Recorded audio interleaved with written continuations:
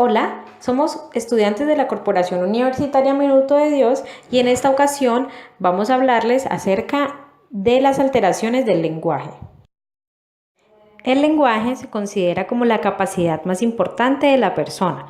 Comunicar y enunciar lo que pensamos y sentimos es algo innato que se desarrolla a lo largo de nuestra vida. En la adquisición del lenguaje se puede presentar algún tipo de trastorno que dificulta o aleja la comprensión, expresión o repetición del mismo, y estos pueden generar problemas en la adaptación del ser humano con su entorno. Las afasias son un conjunto de trastornos del lenguaje producidos por daño cerebral, a diferencia de lo que ocurre con otras clases de alteraciones del lenguaje, como por ejemplo la alexia. Una afasia afecta tanto el lenguaje hablado como el escrito. Una persona con afasia tiene alterada su capacidad para usar el lenguaje en sí, tanto en la comprensión como en la producción de este, aunque no tenga ningún problema perceptivo o motor que le pudiese impedir oír o ver bien o mover los músculos de la boca para hablar. ¿Qué es lo que produce una afasia? La variedad de lesiones cerebrales que pueden desencadenar la aparición de una afasia son muy variadas porque la red de neuronas que tienen un papel en la producción o comprensión del lenguaje está muy repartida. Por lo general se considera que las afasias se producen cuando una lesión hace que se interrumpa el flujo de información a través del cual se pasa de imágenes y pensamientos a símbolos lingüísticos organizados, siguiendo la estructura del lenguaje, o cuando este daño cerebral impide que las palabras oídas o leídas se transformen en imágenes o pensamientos. Clasificación de las afasias. En la actualidad las afasias se clasifican en corticales y subcorticales dependiendo de la localización de la lesión. Afasia anómica, amnésica o cortical. Característica básica es la anomia o la dificultad para encontrar palabras. Afasia de conducción. En esta la comprensión está conservada, pero la repetición se encuentra alterada, por lo que el paciente comprende lo que se le pide, pero es incapaz de repetirlo porque existe una lesión en el fascículo que conecta las áreas de comprensión con la repetición. Afasia sensorial transcortical. Se caracteriza por tener un lenguaje fluido y con dificultades en la comprensión, anomia, pero con la repetición conservada. Afasia de Wernicke. Se caracteriza por la mala comprensión auditiva del lenguaje. Se produce un fallo tanto en la comprensión como en la repetición, así como anomia, debido a que el sujeto no es capaz de aislar las características significativas de los fonemas.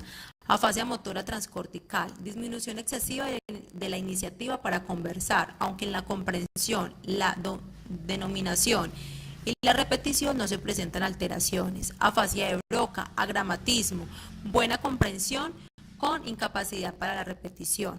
Afasia transcortical mixta o síndrome de aislamiento del lenguaje, alteración en la comprensión y expresión del lenguaje, tanto oral como escrito, fluidez en la repetición, pero muy reducida en la emisión espontánea y con frecuencia de repetición es escolalia. Afasia global o total, característica básica, bloqueo total en la articulación y un deterioro importante en la comprensión. Además, la escritura está limitada como máximo a la firma o la copia. Principales síndromes afásicos subcorticales. Se caracteriza por ser cuadros de naturaleza variada, pueden ser fluidas o no fluidas y transitorias. Afasias puras. Este grupo de afasias se caracterizan por la afectación de solo una modalidad, ya sea aferente o eferente. ¿Qué significa aferente? Que un impulso nervioso inicia desde la parte periférica hacia los centros nerviosos. Y la eferente es lo contrario, los impulsos van desde la parte central a la parte periférica. Teniendo ya en cuenta esto, empezamos a mencionar las afasias. Encontramos la afasia motora transcortical o afemia. Esta afasia se caracteriza por emitir sonidos del lenguaje, ya sean espontáneamente o por repetición. Pero el individuo puede emitir sonidos aunque no tengan relación con el lenguaje. Las afasias sensoriales transcortical o sordera verbal pura se caracteriza por la pérdida total de la comprensión auditiva, es decir, la persona presenta sordera en términos coloquiales, pero no afectan la otra manera de expresarse el lenguaje, que es a través de la lectura o la escritura, pero no identifican los sonidos del lenguaje. La afasia pura o ceguera mental pura es caracterizada por escribir, pero es incapaz de leer lo que la persona escribe debido a que el área del lenguaje ha quedado aislada de las referencias visuales. Y tenemos la última, que es la agrafia pura, que se caracteriza por la alteración severa de la escritura y el deletreo, con mínima afectación en la lectura.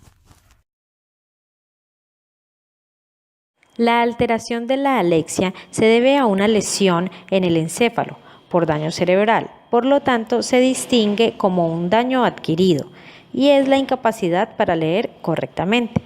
La persona puede escribir, pero es incapaz de leer lo escrito, ya que el lenguaje ha quedado aislado de la aferencia visual. La alexia puede presentarse en forma leve y severa, en la cual la persona es incapaz de leer.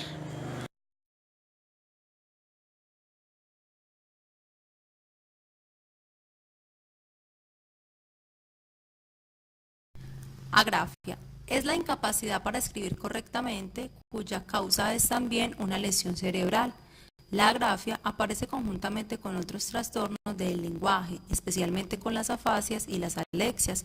Por lo tanto, son muy raros los casos de agrafia pura en los que la única dificultad relacionada con el lenguaje afecte a la escritura o a ninguna otra capacidad.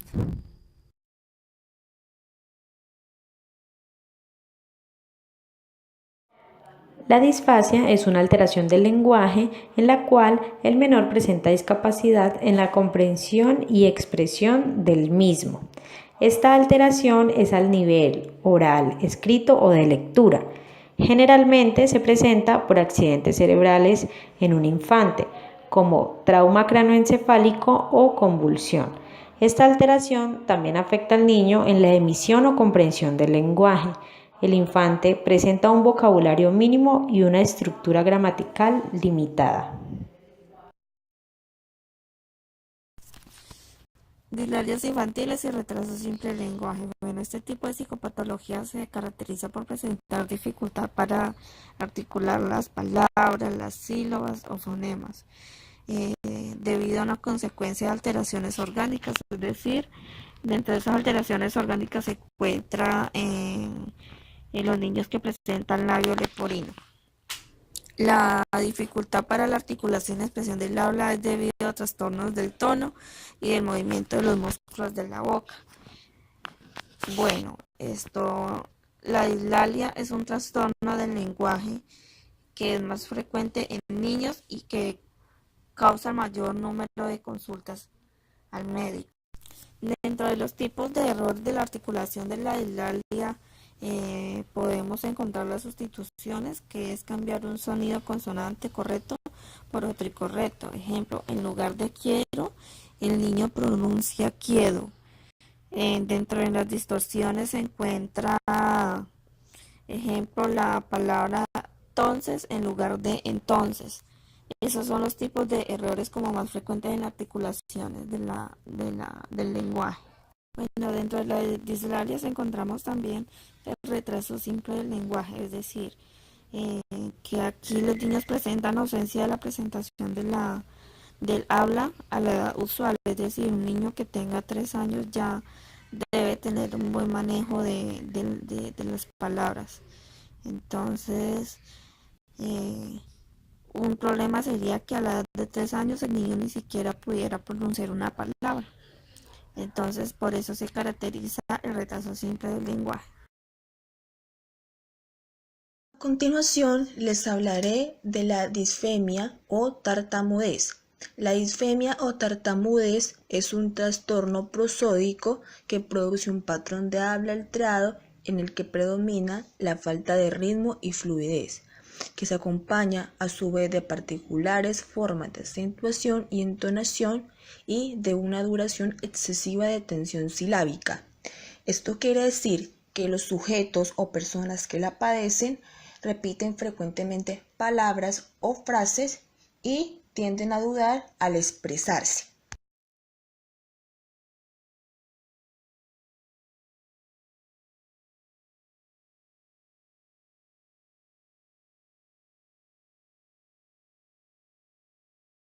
Las alteraciones del lenguaje en el trastorno mental. Estas alteraciones están clasificadas por el autismo, que presenta una habla egocéntrica en forma de monólogo y la disminución de gestos y expresiones faciales. El retraso mental, que es el retraso en el desarrollo global del lenguaje. La parálisis central son alteraciones graves del habla y estas se presentan por una lesión en el hemisferio no dominante. La deficiencia sensorial afecta la ceguera o sordera. La deprivación social es el retraso grave o carencia total del habla. En la esquizofrenia son problemas de producción, de comprensión del lenguaje. Estos están asociados al déficit en los problemas de control mental. En la depresión no hay problemas de comprensión ni de producción del habla. En las manías están los juegos de palabras, la logorrea y la fuga de ideas. En la histeria de conversión se presenta la disfonía psicógena en pacientes cuya profesión exige el uso de la voz.